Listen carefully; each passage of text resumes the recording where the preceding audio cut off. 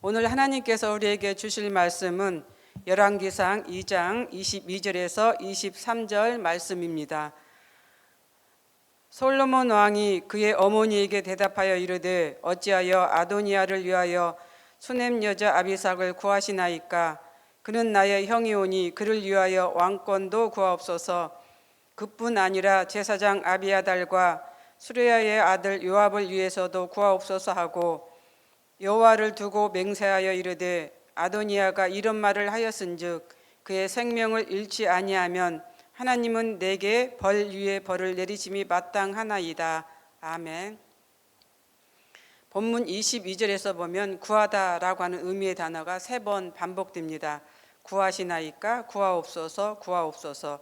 첫 번째는 아도니아를 말하는 것이고 두 번째는 왕권에 대한 답을 말하는 것입니다. 마지막은 아비아달과 요압에 관한 내용이죠. 이 단어를 언뜻 생각하면 좋은 의미인 것 같습니다. 하지만 실제적으로는 무섭게 질책하고 책망하는 말입니다. 특히 어머니 밧세바를 향해서 솔로몬이 경노하고 대노하고 있는 것이죠. 왜 이렇게 솔로몬이 화를 낼까? 어머니를 극진하게 잘 모셨던 솔로몬이 화를 내는 이유가 무엇일까? 이 의미를 알기 위해서는 우리가 열왕기상 1장으로 돌아가 봅니다. 다윗 왕이 나이가 많고 늙었습니다. 왕으로서 힘을 쓰지 못하고 있는 것이죠. 그렇다고 솔로몬을 정식으로 이스라엘 왕으로 세운 것도 아닙니다. 그러다 보니 아도니아가 왕위를 탐내는 것은 어쩌면 당연했을 것 같습니다. 물론 서열상으로는 아도니아가 왕이 될 수 있습니다. 암논과 압살롬이 죽었기 때문에 더군다나 아도니아를 이런 상황에서 보면은 당연히 왕이 되는 그런 위치에 있었던 것이죠. 그런데 아도니아의 성장기를 보면 아버지 다윗에게 싫은 소리 한번 안 듣고 자랐다라고 이렇게 성경은 기록하고 있습니다. 그만큼 반듯하게 자랐다라고 우리가 생각할 수 있지만 또 다른 한편으로는 자식들에 대한 훈계가 다윗에게는 없었다라고 우리가 생각할 수 있다라고 하는 그런 것이죠. 지금까지 다윗과 관계된 성경을 보면은 다윗이 아들들을 사랑만 할 줄 알았지 이렇게 훈계, 따끔한 그런 모습들이 보이는 것이 성경에 없는 것 같습니다. 압살롬이 다말에게 행한 사건과 또 암논을 죽였을 때도 다윗은 어떤 훈계나 어떤 조치가 없었습니다. 그런데 반대로 보면 밧세바가 낳은 아이가 죽고 또 압살롬이 죽었을 때 다윗의 행동을 보면은 울었습니다. 굉장히 슬피 울었던 것을 봤을 때 이렇게 자식에 대한 사랑은 있었지만은 자식에 대한 따끔한 조치가 없었다라고 우리가 생각해 볼 수 있다라고는 그런 것이죠. 그렇습니다. 다윗은 자식에게 대해서 훈육은 할 수 없었지만 사랑만 이렇게 보여줬던 모습을 성경은 우리들에게 보여주고 있습니다. 지금의 상황도 그렇습니다. 다윗이 나이가 많고 늙어서 나라를 제대로 다스릴 수 없는 상황이라고 한다면은 얼른 후계자를 세워서 누구든 정식으로 이스라엘 왕으로 세워야만 했습니다. 후계자가 없다 보니 다윗의 자식들 서로가 왕이 되겠다고 반란을 일으키는 것은 어찌 보면 당연했을지도 모릅니다. 왕이 되겠다고 작심한 아도니아가 반란을 2번 일으킨 것이죠. 왕상 1장에서 일으킨 반란과 또 2장에서 일으킨 반란입니다.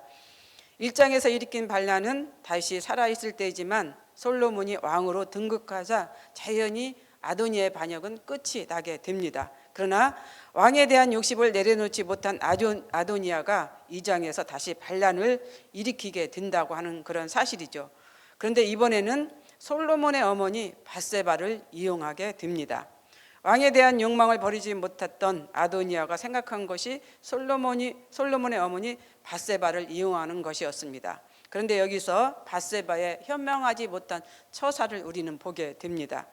아버지 다윗의 첩을 원한다는 것은 자신이 왕이 되겠다는 뜻이죠. 그런데 밧세바가 이 뜻을 알아차리지 못하고 아들 솔로몬에게 그대로 정한 것입니다.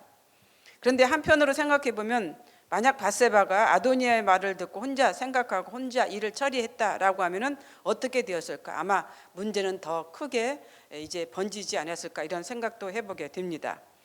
또 한편으로는 밧세바가 어떻게 보면 이 일을 가볍게 여겼다 라고 하는 그런 뜻도 듭니다. 왜냐하면 아비삭이 다윗 왕을 단지 수발만 들었다는 것만을 가지고 생각했기 때문에 이러한 일이 일어나게 되었던 것이죠. 이 이야기를 들은 솔로몬의 반응이 어떻게 나옵니까? 당연히 화를 내는 것은 당연했을 것입니다. 경노하고 큰 소리가 나왔던 것이죠. 사랑하는 어머니라도 경노하고 분노할 수밖에 없는 그런 상황이었던 것이죠. 그래서 어머니 밧세바에게 형 아도니를 위해서 왕권도 구하고 반란을 일으킨 아비아달과 요압을 위해서도 그들의 생명을 구해달라고 구하라고 이렇게 외쳤던 것입니다. 결국 솔로몬은 아도니아와 요압을 죽입니다. 그리고 아비아달은 고향에 내려가 은둔하도록 했습니다. 아마 아비아달은 제사장의 직분을 가지고 있었기 때문에 함부로 죽일 수 없는 그런 상황을 알고 그렇게 고향으로 내려가도록 그렇게 했던 것 같습니다. 이와 똑같은 상황이 사무엘서도 나타나죠. 압살롬이 반역을 일으켰습니다. 다윗이 피난을 가죠. 남겨둔 후궁 10명이 있었습니다. 그 후궁 10명을 겁탈했던 것이죠. 이 사건은 자신이 왕이 되었다라고 하는 것을 알리는 그러한 신호였던 것이죠. 아도니아가 아비삭을 원한 것도 이러한 맥락입니다. 끝까지 욕망을 버리지 못한 아도니아는 결국 자신의 생명이 끊어진 것을 통해서 그 욕망이 멈추게 되었던 것입니다. 여기서 우리는 마가복음 5장에 기록된 거라사 지방에 귀신 들린 사람의 이야기를 생각해 봅니다.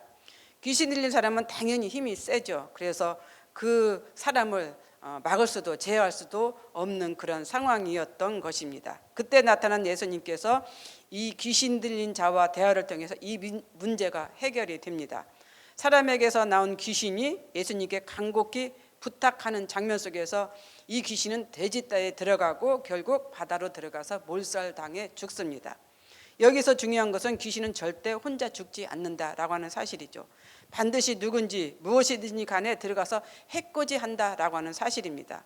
거라사 지방에 사는 사람에게 들어가 귀신이 예수님의 명령에 의해서 나왔지만 결국 그 귀신이 들어간 곳은 어디였습니까? 돼지떼였습니다. 그리고 바닷물에 빠져 죽는 것이었습니다. 이 사건을 통해서 우리에게 주는 교훈이 있습니다. 아도니아의 끝없는 욕망이다라고 하는 사실이죠.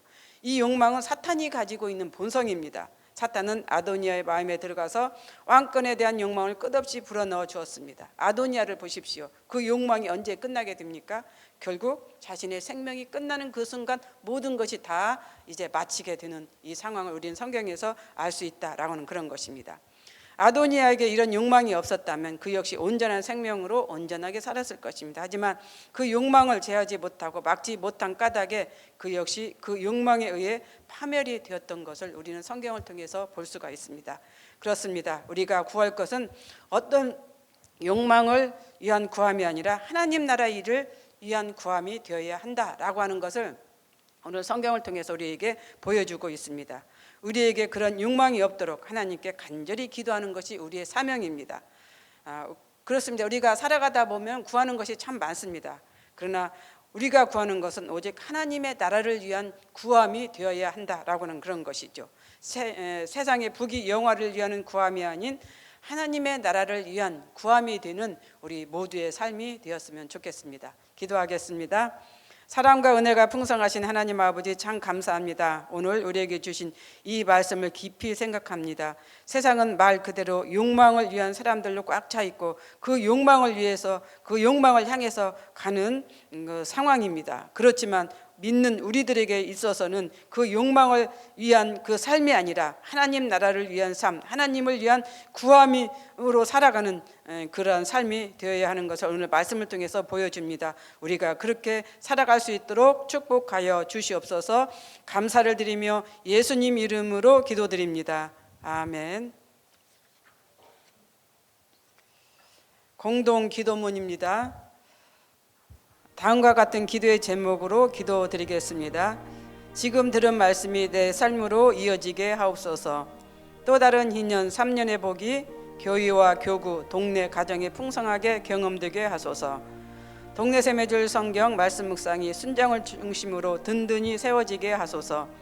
교회의 사무총회 준비와 연말 사역이 순조롭게 진행되게 하소서.